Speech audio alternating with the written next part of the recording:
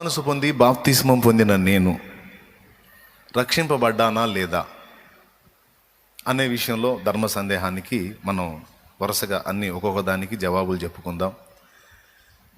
ఇందులో నీకు సంబంధించిన విషయాలు కూడా వస్తాయి. పరిశుద్ధాత్మ దేవుడే మాట్లాడతాడు. మొట్టమొదట నీ రక్షణ యొక్క నిశ్చయతను గురించి తెలుసుకుందాం. మన రక్షణ గ్యారెంటీయా కాదా అనేది వరుసగా. మొట్టమొదటిగా మార్కు సువార్త 16 ఒకసారి చూడండి. నమ్మి బాప్తిస్మం పొందినవాడు రక్షింపబడును, నమ్మని వానికి శిక్ష విధింపబడును. చాలు, చిన్న మాట ప్రార్థన చేసుకుందాం. మహాపరిశుద్ధుడైన మా తండ్రి, ఘనుడవగు దేవా, నీకు స్తోత్రము. నీ దయాపూర్వక సంకల్పాన్ని బట్టి ఈ ఆదివారపు 2వ ఆరాధనలోకి మమ్మల్ని తెచ్చావు. వాతావరణం భయంకరమైన వేడిమితో ఉంది, అయినా మా బిడ్డలు లెక్క చేయకుండా నీ పాదాల చెంతకు పరిగెత్తారు. ఇంతగా ఆశించి వచ్చిన నీ బిడ్డలకు నీ మాటలు అందాలి. ఆ వాక్కు చేత మమ్మల్ని అందరినీ ధైర్యపరచు, బలపరచు, ప్రోత్సహించు. మమ్మల్ని నిశ్చయతలోకి చేసేటువంటి దయ్యపు శక్తులన్నిటిని కూడా యేసు నామములో బంధిస్తున్నాం. నీ వాక్కు మాకు తేటగా అందకుండా అడ్డగించే సైతాను శక్తులను యేసు నామములో బంధిస్తున్నాం. పూర్తిగా మీరే అధ్యక్ష స్థానం అందుండి నాతో మాతో మాట్లాడి మీ గొప్ప నామానికి మహిమ పొందమని యేసు క్రీస్తు నామంలో ప్రార్థించి వేడుచున్నాం తండ్రి, ఆమేన్. ఆమేన్. మ్యాటర్ పెద్దది కాబట్టి చకా చకా చకా చకా చెప్పుకుంటూ వెళ్ళిపోతా. ఒక్కొక్క అంశాన్ని గురించి కట్టా కొట్టా తెచ్చా అన్నంత స్పష్టంగా అందించుకుంటూ వెళ్తాను. మీకు ఇంట్రెస్ట్ ఉంటే రాసుకొని భద్రం చేసుకోండి. ఎప్పుడైనా ఎవరైనా నీకు తారసపడి అనుమానాలు వెళ్ళబుచ్చితే వాళ్ళకి ఈ విషయాలు చెప్పి వాళ్ళని ధైర్యపరచండి. కృప మనందరికీ తోడై ఉండును గాక. దేవుడే మనతో మాట్లాడును గాక. విశ్వాసంతో స్తోత్రం చెబుదాం. మనతో మాట్లాడిన దేవుని గట్టిగా చెబుదాం. రైట్. మనం చదువుకున్న ఈ వచనంలో ఘంటాపదంగా చెప్పాడు యేసు ప్రభు, నమ్మి బాప్తిస్మం పొందువాడు రక్షింపబడును, నమ్మని వానికి శిక్ష విధింపబడును అని. మీలో బాప్తిస్మం పొందిన వాళ్ళందరూ చేతులు ఎత్తండి.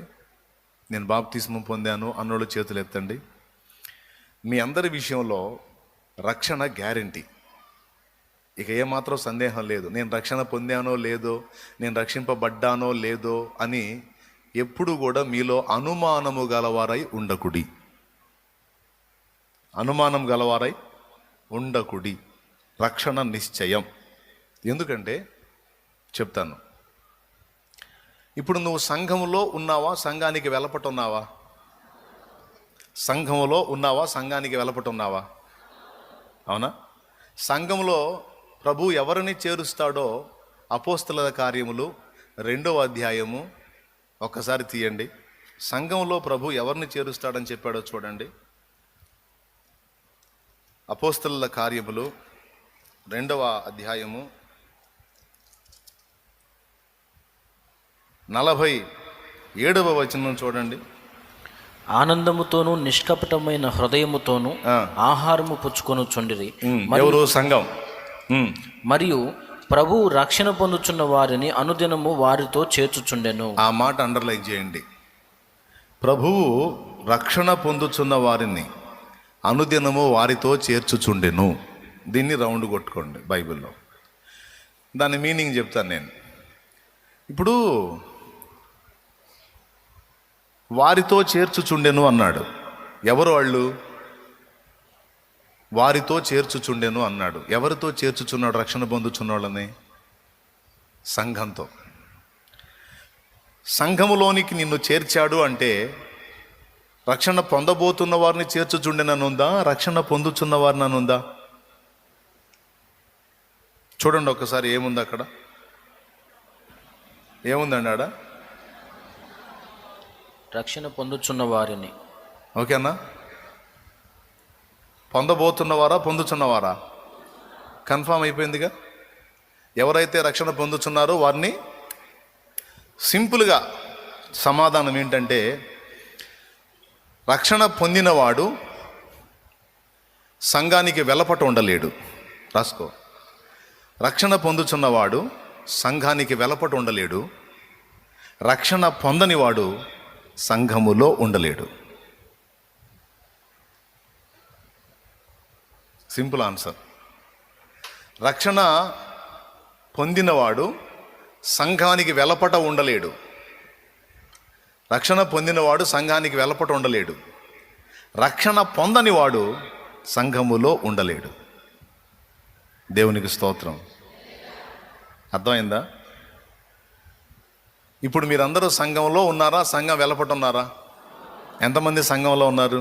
మరి మీరందరూ ఏం పొందారని చేర్చాడు దేవుడు? రక్షణ పొందారనేగా. దేవునికి మహిమ కలుగునుగాక. యేసు ప్రభువని మీరు నోటితో ఒప్పుకున్నారు, హృదయమందు విశ్వసించారు. ఇలా విశ్వసించిన వారు రక్షణ పొందుతారు, రక్షింపబడతారనే మాట స్పష్టంగా రోమాపత్రికలో రాస్తుంది. కాబట్టి ఇటు మార్కు సువార్త, అటు రోమాపత్రిక, ఇటు అపోస్తల కార్యము 2:47 ఈ వచనాలన్నిటి ప్రకారం మారు మనసు పొంది పాపక్షమాపణ నిమిత్తం బాప్తిస్మం పొందిన మనందరము రక్షింపబడినాము. గట్టిగా అనే విషయములో 100% నిశ్చయత కలిగి ఉండాలి, గ్యారంటీగా ఉండాలి. ఇది గ్యారంటీ. ఎందుకంటే అక్కడక్కడ విశ్వాసులే తగలవచ్చు, లేదా అన్యులు నిన్ను ప్రశ్నించవచ్చు.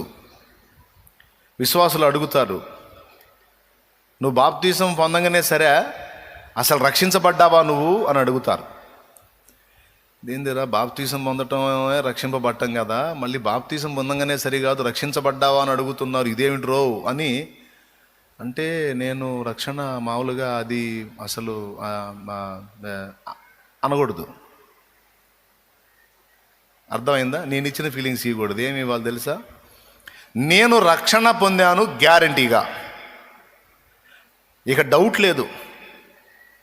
యేసు ప్రభుని నా ప్రభు అని అంగీకరించాను, నేను పాపినని గుర్తించాను, పాపముల విషయమే మారు మనసు పొందాను, పాప క్షమాపణ నిమిత్తం బాప్తిస్మం పొందాను, పరిశుద్ధపరచబడ్డాను, ప్రభు రక్తంలో కడగబడ్డాను, నేను రక్షింపబడిన వాడనే, నా రక్షణ విషయంలో నాకు వీసుమంత కూడా సందేహం లేదు అని నువ్వు నిన్ను అడిగిన వాళ్ళకి చెప్పాలి. మనుషులుగా అడిగే వాళ్ళు ఉన్నారు. అప్పుడప్పుడు నీ మనసు కూడా నిన్ను అడిగిద్ది. సాతాను ప్రేరణకు లొంగి వాడు డౌట్లు పుట్టిస్తుంటాడు. ఫస్ట్ నుంచి కూడా వాడికున్న జబ్బు అదే, వాడికున్న దరిద్రం అది. ఏంటంటే డౌట్లు పుట్టిస్తుంటాడు. ఇది నిజమా? నిజము అనడు, కాదు అనడు.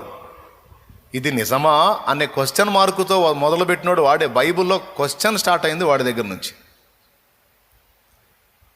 ఆదికాండం 3లో క్వశ్చన్ మార్క్ అనేది స్టార్ట్ అయింది వాడి దగ్గర నుంచి అండి. ఇది నిజమా? ఈ తోటలోని చెట్ల ఫలముల్లో దేన్నైనా మీరు తినొద్దని దేవుడు చెప్పానా? ప్రశ్నలతో మొదలుపెట్టాడు వాడు.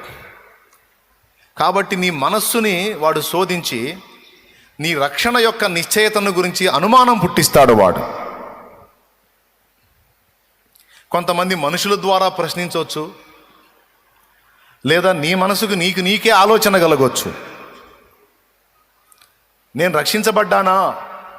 నేను రాకడలో ఎత్తబడతానా? పరలోక రాజ్యములోనికి ప్రవేశిస్తానా? ప్రభుతో యుగయుగాలు జీవించేటువంటి ఆ జీవితాన్ని నేను స్వతంత్రించుకుంటానా అనే క్వశ్చన్స్, అనే ప్రశ్నలు నీకు వస్తే నువ్వు గట్టిగా చెప్పాలి. నీ మనసుకైనా జనానికైనా ఇవన్నీ కన్ఫామ్గా నేను పొందుతాను.